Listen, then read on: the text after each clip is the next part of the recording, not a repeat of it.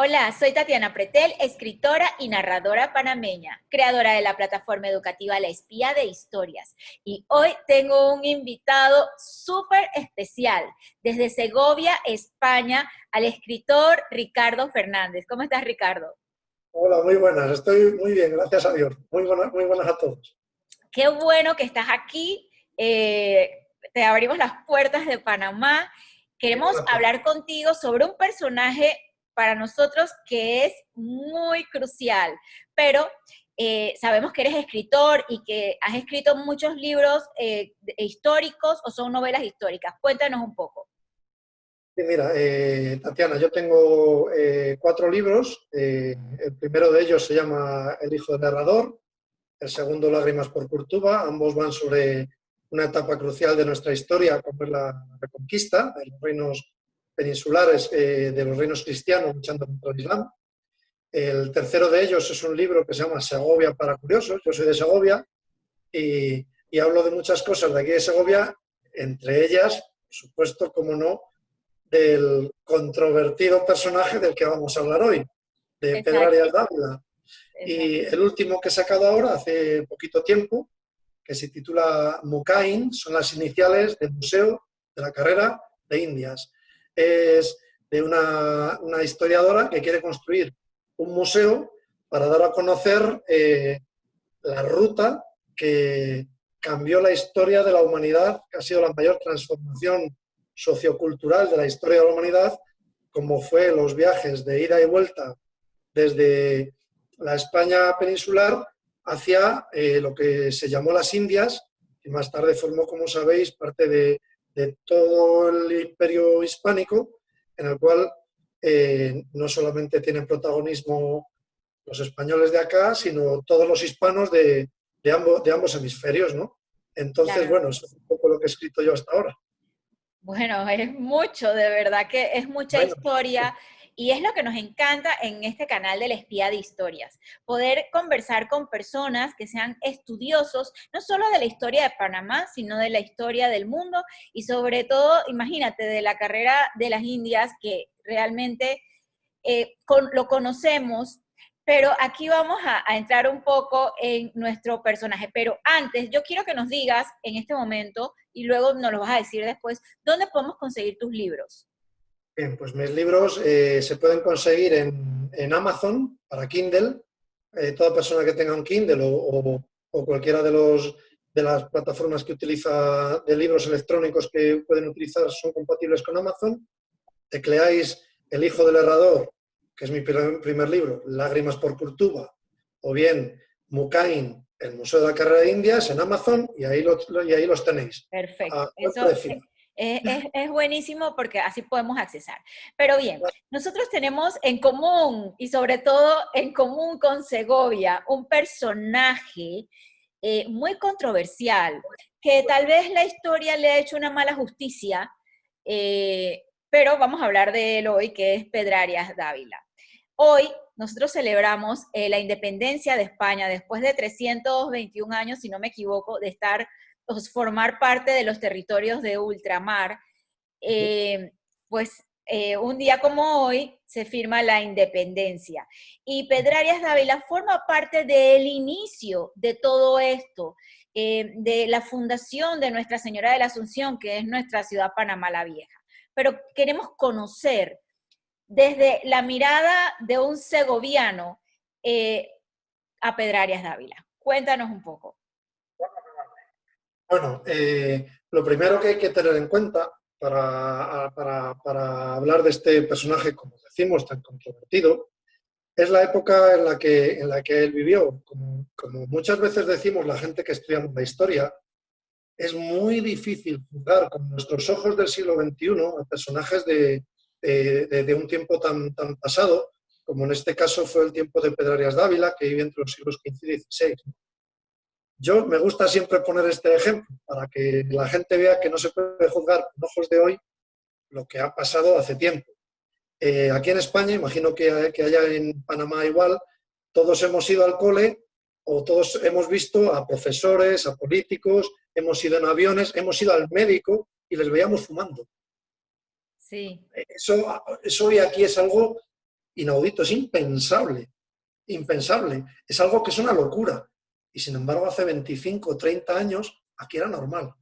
Exacto. Entonces, juzgar con nuestros ojos de hoy a alguien de hace tantos siglos se hace aún mucho más difícil. Entonces, ¿qué tipo de hombre era Pedrarias? Pedrarias era un hombre que nació en 1440. Daros cuenta que eso es plena Edad Media. Vamos, no plena Edad Media, es el final de la Edad Media. Estamos juzgando a una persona de la Edad Media que él básicamente era un soldado. Entonces, él desde sus inicios, lo que sabía hacer y lo que hacía bien era la guerra, su oficio era la guerra. Era un hombre que nació en una familia muy poderosa, de judío conversos, los Arias Dávila. Se llaman Dávila porque su bisabuelo se convirtió al cristianismo en la ciudad castellana de Ávila, pero luego vinieron aquí a Segovia, son ciudades que están. Entonces, llegaron a ser una familia muy poderosa dentro del seno de Castilla, hasta tal punto que, bueno, el obispo Arias Dávila trajo la primera imprenta que vino a España, la trajo aquí a Segovia. No fue a un lugar mayor como Barcelona, Sevilla, que en aquel momento era prácticamente la capital del mundo, vino aquí a Segovia. Tal poder tenía que la primera imprenta llegó aquí, ¿no? Entonces, el seno de la familia en que él nace es una familia muy poderosa. Entonces, él participa en multitud de guerras, tanto de la Reconquista como la toma de Granada, que se acaba expulsando a los musulmanes de España. Luego él siguió luchando, tuvo una participación bastante importante en la toma de Bujía. Bujía es una plaza, un lugar en el norte de África, en el cual él participó llevando las huestes del concejo de Segovia, tomó una torre durante toda la noche que consiguió sostenerla ante el avance de los musulmanes, y gracias a su actitud, a su heroísmo, a su valía, los cristianos pudieron hacerse con aquella plaza, con aquel punto fuerte de Bujía, ¿no? Era un hombre que en su época le dan apodos tales como el galán, el justador, el bravo. A su padre le llamaban el valiente. ¿Qué pasó en ese hombre para que el galán, el justador y el bravo se transformase muchos años después, cuando pasó a Indias, en el furor domini que cuentan las crónicas? Entonces, bueno, vamos a lo largo de esta conversación tratar un poco de desvelar qué es lo que pudo pasar para que ese hombre se convirtiera en el azote de Dios, en la ira de Dios, ¿no? Exacto. Ahí va. No, que creía que se me había ido. Nada. Entonces, Pedrarias, como os decía, es un hombre de su tiempo, es un militar. Él es un soldado. Entonces, en el año de 1513, 1512, le nombra Fernando el Católico, el marido de nuestra reina Isabel la Católica, le nombra gobernador de la Castilla del Oro. Pero antes que lleguemos, perdón, antes que lleguemos allá, hay un evento en su vida de algo que él sufría y que sucede. Yo quiero que tú nos cuentes ese evento, por favor. Es algo muy... Has hecho bien en recordarlo porque es una cosa muy curiosa, ¿no? Sí. Entonces, él, en un momento de su vida, él un día coge y se muere. Se murió. ¿En qué año? ¿En qué año? Antes de venir a las Indias. Sí. Fue antes de marchar para India, de hacer la ruta de marchar con la flota de Indias. Esto fue alrededor de 1504, cuando él se murió. O sea, se murió, y cuando lo estaban enterrando, uno de los sirvientes suyos más queridos le fue a dar el último abrazo en el ataúd y vio que no estaba muerto, que ese hombre estaba todavía caliente, tenía un hálito de vida. Entonces, Pedrarias se levanta ante el terror, imaginaros allí, de que creían que ese hombre ya estaba muerto y le iban a dar tierra ya, se levanta y vuelve a cobrar vida, ¿no? Entonces, lo que tuvo fue un episodio de lo que conocemos ahora como catalepsia, que a partir de ese momento, pues él se hizo llevar un pequeño esboto, un ataúd que él llevaba siempre colgado, y desde ese momento, todos los años, tanto aquí en España como los que estuvo allí en las Indias, para recordar ese momento, se hacía, en la misma fecha de ese día, se hacía una misa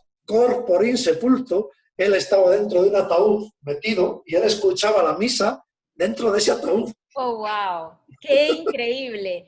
Es Tenía increíble. 64 años.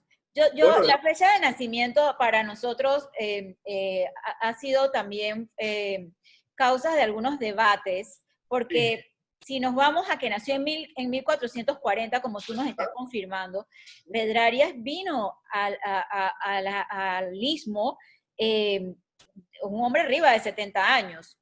Así que, por de favor. hecho, el padre de las Casas, el famoso Fray Bartolomé de las Casas, él afirma que al recibir su nombramiento como gobernador de la Castilla del Oro, él escribe que era un hombre de mucha edad, que pasaba de los 70.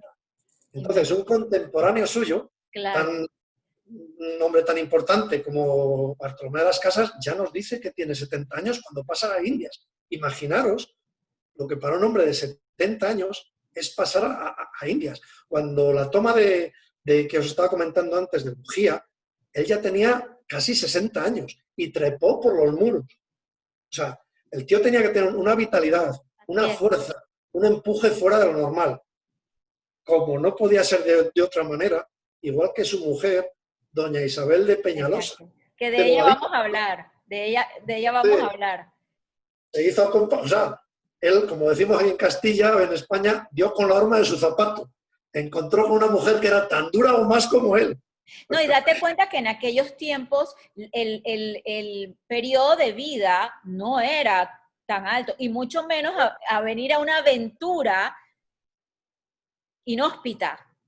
Inhóspita. Vosotros que sois de allí, que conocéis lo extremo del clima del Darién, Claro, exacto. imaginaros lo que pasó con aquella expedición, que fue la más grande Sí, que se enviaba a Indias desde la más grande. O sea, sabéis que Rodrigo de Bastidas fue el descubridor de las costas panameñas, estuvo Alonso de Ojeda, Nicuesa, todos estuvieron por allí, el propio Cristóbal Colón en su cuarto viaje, pero nunca había habido una flota tan grande y con tanta gente como la que en 1514 llega allí al Darién, ¿no?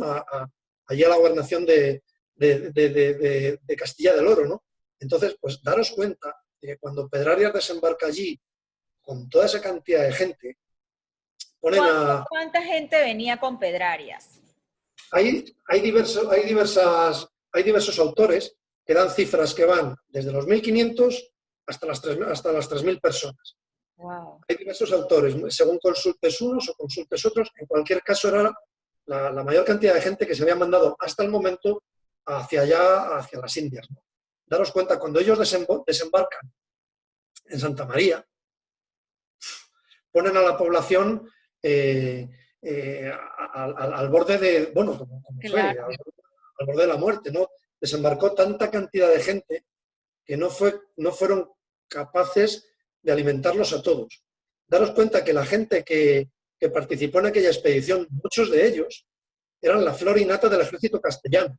Gente, chavales, gente fuerte, joven, que había luchado con el gran capitán en las guerras de Italia, gente que había luchado contra los franceses en las guerras de Francia, gente que había luchado en la Reconquista, en las guerras del norte de África, gente curtida, os digo, o sea, gente joven, fuerte, se quedaron allí. Claro, claro. Quedaron allí en el desastre del Darién. Sin embargo, él, con cerca de 70 años, la vitalidad que no tendría este hombre, que lo único que le quedó es un poco una mano, un brazo, dicen, que se le quedó un poco tocado. Él lo pasó muy mal, tuvo fiebres, pero salió. Ok, yo tengo entendido que parte de estas huestes, como le dicen, o de todas estas personas, murieron. Uh-huh. Así Murieron, es. ¿verdad? Gran parte de la gente que acompañó a Pedrarias, las crónicas hablan de más de 700 muertos. Entonces, o sea, la expedición fue absolutamente diezmada. Entonces, os digo, o sea, fijaros qué gente fue en aquella expedición. Fue gente como Hernando de Soto, el que sería luego conquistador de la Florida y descubridor del Mississippi, Diego de Almagro, que acompañó a Pizarro en la conquista de Perú, Gonzalo Fernández de Oviedo, primer cronista general de las Indias, Francisco de Montejo, descubridor del Yucatán, Bernal Díaz del Castillo, narrador de la conquista de México por Hernán Cortés. O sea, fue una gente, Sí, venía gente una generación pesada. de gente irrepetible, ¿no? Sí. Pues muchos de ellos, que no aparecen en las crónicas, murieron. Gente joven, gente fuerte, o sea, eran soldados, eran gente hecha a todo tipo de rigores, de fatigas, de esfuerzos, pues murieron allí en el Darién, murieron. Tal fue el rigor de aquel clima que tenéis allí tan terrible, ¿no? Sí, la Tan humedad. caluroso, con las enfermedades, con los naturales de allí que eran muy, muy duros. Costó muchísimo conseguir no solamente someterlos, sino hacerles, como sabéis, el requerimiento para que ellos se conviertan al cristianismo. Sí, Era gente, claro, defendían su territorio, defendían su tierra, sí, era sus lógico. creencias, exacto. Entonces, claro, por Estaban muchas armaduras, por muchos soldados que fueran eso, es que los quemaban, ¿no? Entonces, fueron unas condiciones muy terribles para la expedición de Pedrarias, ¿no? Exacto. Entonces, bueno, la corona lo elige a él, no lo elige al azar, lo Ujú. elige porque estamos viendo que traía una carrera militar y que había servido desde hace mucho tiempo como, él era un noble. Sí, sí, sí, o sea, él procedía de una de las familias nobiliarias más importantes en la época de España, que eran los Arias Dávila. O sea, eh, como os comentaba antes, el obispo de Arias Dávila era obispo de Segovia y tenía línea directa con el rey Fernando el Católico y con la reina Isabel. Su gran valedor, Juan Rodríguez de Fonseca, era, no sé cómo decir, o sea, fue el que creó un sistema de información y documentación total y vital para la conquista, colonización y evangelización de las Indias. Él fue su gran valedor. Entonces, era un personaje relevante. Acordaros, os insisto, en que él se llamaba el galán, el justador, el bravo. Él tenía una fama detrás de él que le precedía como gran militar, como gran soldado, y es lo que era. O sea, él era un militar, él era un soldado. O sea, él iba allí a cumplir una misión que le encomendaron, que era someter una zona que él lo que sabía hacer era la guerra. Entonces, desde el punto de vista, entre comillas, profesional, él cumplió su misión. Exacto. Con malos modos, porque la gente de allí estaba acostumbrado al bueno de Balboa, que él consiguió la Entre amistad de comillas. los indios.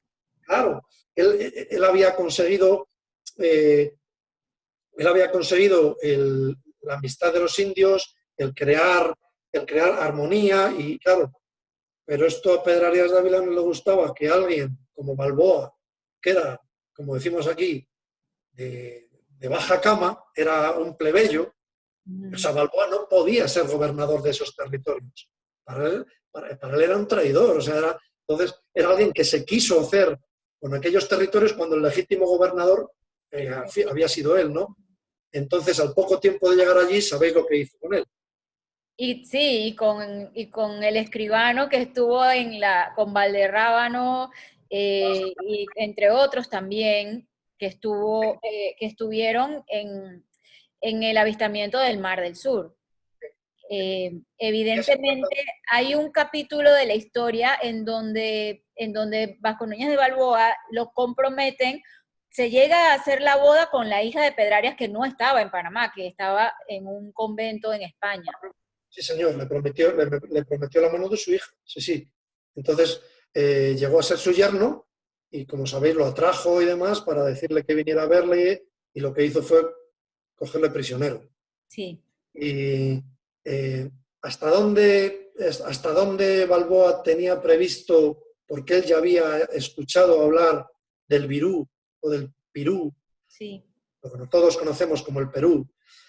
¿Hasta dónde Balboa tenía previsto deshacerse de Pedrarias por edad? Porque Balboa era joven y Pedrarias era un viejo. Y hacerse realmente con la gobernación y emprender la conquista del Perú, ¿hasta dónde pudo haber sido cierto o no? Eso no lo sabremos nunca. Pero lo curioso de la situación es que Pedrarias, a quien manda detener a Balboa, es a Pizarro, Exacto, al que a la postre conquistó Perú. exacto. Entonces, bueno, son cosas bastante curiosas, ¿no? De la vida de este hombre, ¿no? Entonces, como sabéis, llegó allí y lo que hizo fue decapitar a Pizarro junto a todos los No, que él a pensaba, Balboa. perdón, a Balboa, perdón, junto con todos los que él pensaba que eran traidores. Sabéis que les clavó las manos en picas, las cabezas, y que se ocultó detrás de una celosía porque no quiso verlo. Cuentan las crónicas, ¿no? Claro. Entonces, en cuanto a la fama que tiene Pedrarias de maltratar a los indios, es que él no maltrataba a los indios, maltrataba a todo el mundo. O sea, a él le daba igual que fueran indios o que fueran españoles. Él tenía una misión y trataba por igual a toda la gente, fueran indios o fueran españoles. Sí que dicen las crónicas que su crueldad fue tanta que los indios se negaban a acostarse con las indias para no criar esclavos de los españoles. Miento, para no crear esclavos de Pedrarias. Esclavos de Pedrarias. Entonces, Pedrarias negoció con ellos para que, oye, aflojó un poco el sometimiento que les llevaba y demás. Y Pedrarias tiene una fama de lo que comentábamos antes, ¿no? De furor domini, de la ira de Dios, de que él maltrató a los indios, de que les trató muy mal, de que les sometió, pero no les trató peor que a los españoles. O sea, él, como os comentaba antes, tenía una misión que cumplir y él la cumplió y pasó por encima de quien tuviera que pasar, fuesen los naturales de las Indias o fuesen los españoles ya establecidos allí. Sabéis que vamos, que murió, o sea, que mató a Balboa y a todos los que estaban a su lado, ¿no? Entonces, el tío, o sea, el tío tenía una vitalidad, una fuerza, un empuje incluso muy mayor que hacía que él tuviera un objetivo y tirara para adelante, para adelante, para adelante con él. Entonces, es un personaje muy controvertido sobre el cual quizá habría que estudiar más, ¿eh?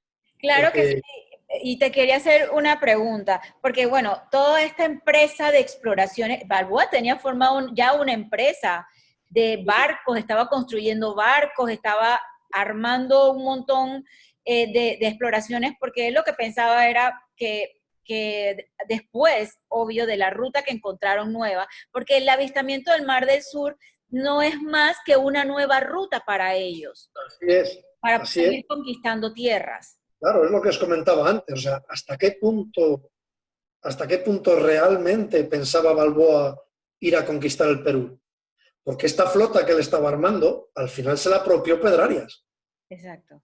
Al final se la apropió Pedrarias. Entonces, ¿hasta qué punto realmente, o sea, hay que meterse en la cabeza del personaje del que estamos hablando? ¿Hasta qué punto en la cabeza de Pedrarias Balboa no era realmente un traidor que a sus espaldas y a espaldas del gobernador, que era él, de Castilla del Oro, y a espaldas de Diego de Velázquez, que desde Cuba llevaba todo aquello a sus espaldas, no quería él realmente conquistar el Perú?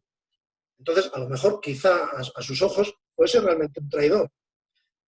Eso no lo vamos a saber nunca, ¿no? Entonces, por eso le mató, se apropió de su flota, se apropió de todo. Lo cierto es que después él no conquistó Perú, pero claro, él fundó Panamá, fundó Nata, fundó Granada, fundó Acla, nombre de Dios, Nuestra Señora de la Esperanza. Eso es lo que te iba a decir. Pedrarias, y en una conferencia que tuve con un banco muy importante aquí en Panamá, lo hablamos, que Pedrarias hizo el primer proyecto nacional, porque empieza a fundar ciudades estratégicas. Sí, sí. Que se fundan bajo su mando, como por ejemplo la ciudad de Natá de los Caballeros, Claro. que era el granero del rey, o sea, o el granero de la ciudad de Nuestra Señora de la Asunción. Sí, sí. Claro, él fundó pues, en Natá y otras las ciudades que comentábamos antes, Granada, Acla, nombre de Dios, etc. Entonces, Sí. él, fijaros, siglos antes de que se proyectara siquiera, de que se soñara con el Canal de Panamá, él ya vio la importancia estratégica que tenía ese territorio, que podía unir desde los dos lados las dos Indias, ¿vale? Claro. Entonces, en ese aspecto, él hizo y llevó a cabo para lo que él había nacido, para lo que él se había formado, lo que él conocía, la estrategia. Él era un militar. Él era un militar, Entonces, exacto. él fue, conforme a su formación militar, fundando puntos y ciudades estratégicas que luego, en el devenir de los siglos, serían fundamentales para la gobernación de aquellos territorios y para lo que comentábamos antes de la carrera de Indias, ¿no? Entonces, sin Panamá, sin Portobelo, el comercio jamás habría sido el que fue. Y Claro. él fue un visionario que ya lo vio, ¿no? En uno de los libros que yo he leído de uno de nuestros historiadores más importantes, nos dice que él era el que estaba autorizado formalmente para venir a fundar ciudades y que por cada ciudad que fundaba le pagaban 60.000 maravedíes. ¿Sabes algo de eso? No sé, no sé decir, yo no sé si él por cada ciudad que fundase le darían 60.000 maravedías, no lo sé, lo desconozco. De todas maneras, me parece me parece una cantidad un poco baja, porque un maravedí al cambio de hoy serían, imaginaros, que unos 18 euros, ¿no? Ajá. Más o menos, unos 18, 19 dólares, perdón. Ajá. Entonces, 60.000, supongamos que son 20, ¿no? Yo creo que no es mucho dinero por fundar una ciudad, ¿no? O sea, Bueno, en aquel momento, ahorita, pero tal vez en aquel un piloto de la momento, carrera de Indias, un piloto de la carrera de Indias, perdóname, Tatiana, que te ajá. corte, un piloto de la carrera de Indias cobraba 70.000 maravedíes por conducir las flotas de aquí, o sea, desde Sevilla hasta Cádiz, ¿no? Perdón, desde Sevilla hasta Cartagena de Indias, hasta La Portobelo, Habana, 70.000 Entonces, 60.000 me maravedíes. parece... No lo sé, ¿eh? Ni lo desmiento ni lo afirmo porque no lo sé, pero pienso que es una cantidad un poco baja por fundar una ciudad. No lo sé, ¿eh? No lo sé. Bueno, puede ser, pero lo importante de esto es que él fue el único autorizado por la corona formalmente. Todos los demás vinieron y fundaron, pero él era un enviado de la corona y eso pesaba muchísimo. Era lo que se le llamaba, era adelantado, ¿no? Entonces él tenía la potestad de fundar ciudades, de erigir ciudades, que era para lo que el rey Fernando le había llamado. Exacto. O sea, la misión que el rey Fernando le encomendó fue el fundar ciudades. Daros cuenta, por ejemplo, que el coste total de aquella expedición en la que se estima que vinieron, según las crónicas que leas, como te digo, entre 15 y 19 naves, entre 1.500 y 3.000 hombres, el coste total de la expedición fue 10.300.000 maravedíes. Wow. 10.300.000 maravedíes mover toda esa cantidad de gente hacia acá. ¿Cuánto sería eso hoy en día? Unos 200 millones de dólares, más o menos. Es Imagínate. lo que, eso sí que está documentado, que costó el doble de lo estimado. Ellos pensaban, cuando el rey Fernando o sea, era uno de los mejores estrategas de la historia. Entonces, él se encargó personalmente de detallar todo lo de la expedición, todo. O sea, hasta las armas que llevaron fueron hechas específicamente para la expedición. No se cogieron armas de otro lado y se embarcaron.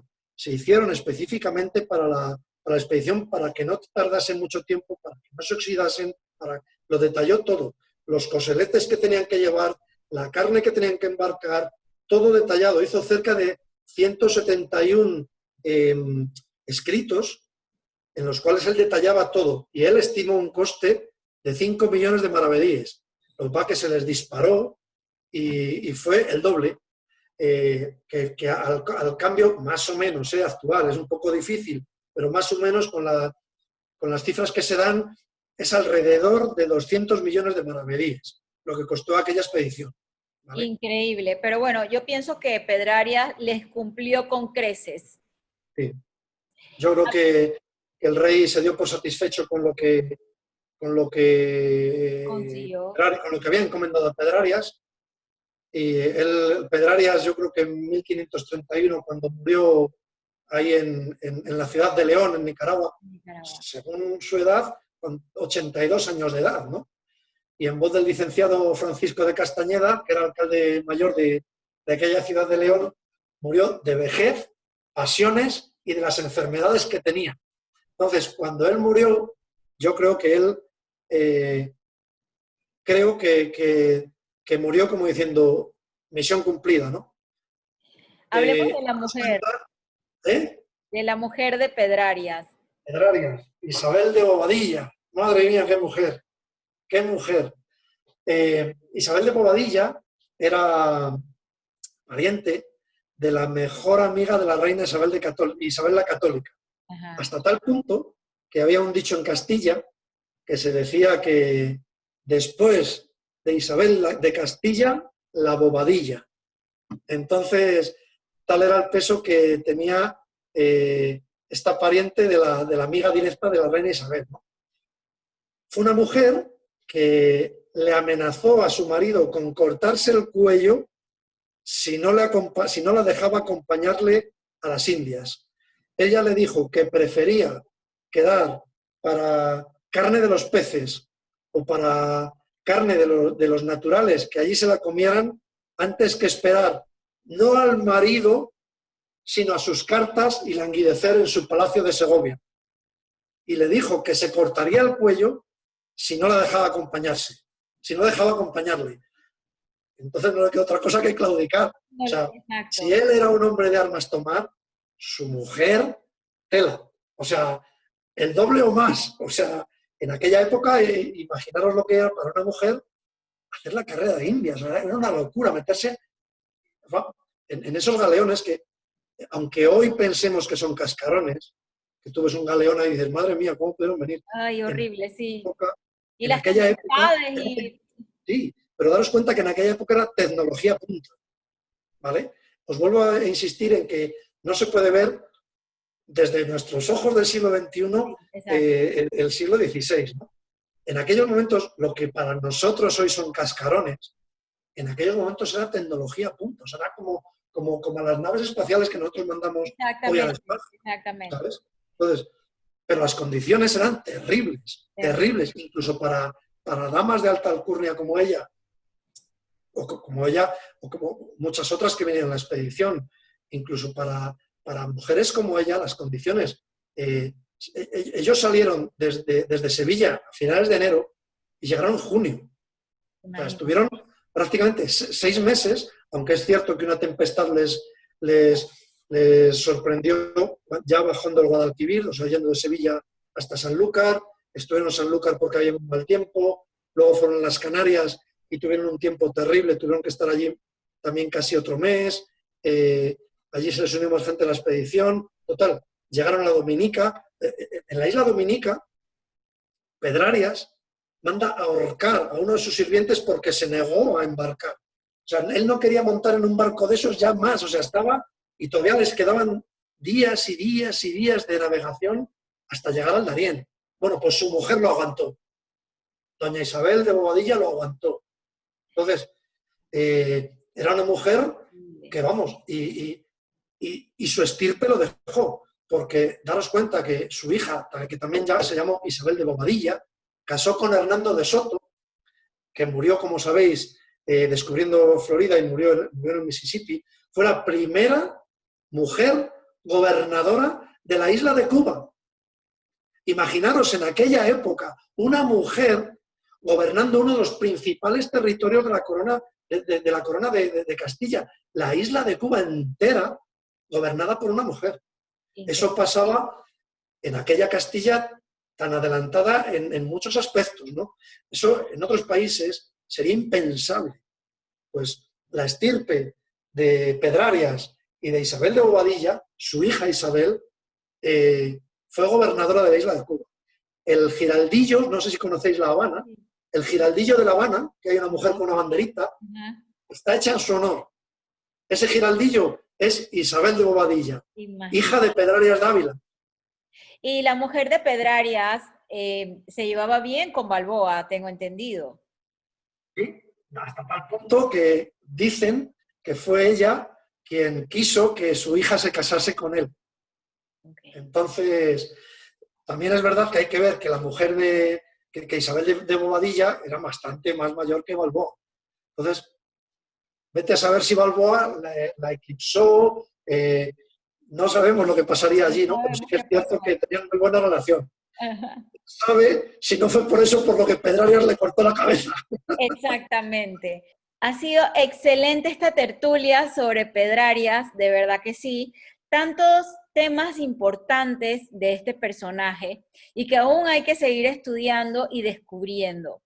No sé si le quieres mandar un último mensaje pues a todos nuestros oyentes o los que nos están viendo, y también nos vuelvas, por favor, a decir sobre tus libros, dónde lo encontramos y nos repitas tus redes. Muy bien. Yo, bueno, agradecerte, Tatiana, la oportunidad que me das de hablar sobre nuestro pasado común, porque en definitiva no solamente compartimos una lengua, compartimos una manera de ser, una cultura, compartimos una historia común. Entonces, el agradecerte muchísimo que me des la oportunidad de hablar de las cosas que nos unen, ¿no? Que es lo bonito de esta vida, cuando tanta gente está buscando lo que nos separa, pues entre nosotros, pues tratar de buscar un poquito lo que nos une, ¿no? En cuanto a mis libros, pues nada, os recuerdo que los podéis encontrar en Amazon, El hijo del herrador y Lágrimas por Curtuba sobre la Reconquista Española. Es importante conocer la Reconquista Española para tener una idea de lo que luego se hizo en América, porque no se hizo nada muy diferente de lo que se hizo en la Reconquista a lo que luego se hizo en América. Y este último, que os invito a todos, que además ya os iré dando más novedades sobre él, Mucain, el Museo de la Carrera de Indias. Es un museo que lo que es el sueño de una historiadora, como tú, Tatiana, de una gente apasionada en la historia, una chica apasionada con la historia, que lo que quiere es lo que estamos haciendo nosotros, ¿no? Unir nuestras culturas, unir lo que nos une, dar a conocer nuestro pasado común y nada, y que espero que también la tenéis en Amazon, Mucain, el Museo de la Carrera de Indias, y espero que os haya gustado la charla que hemos tenido hoy. Ha sido excelente. Los dos lados. Gracias, Ricardo. De verdad, son estos eventos y estas tertulias las que abonan a esta relación tan importante que tenemos con nuestros hermanos españoles desde hace tantos siglos. Gracias por estar aquí. Igual yo pongo tus redes para que las personas te visiten y te sigan y sepan también, porque yo veo que tú posteas mucho sobre la historia y eso nos encanta. Así que, bueno, gracias por estar aquí a todos los que nos han visto. Yo soy Tatiana Pretel, la espía de historias.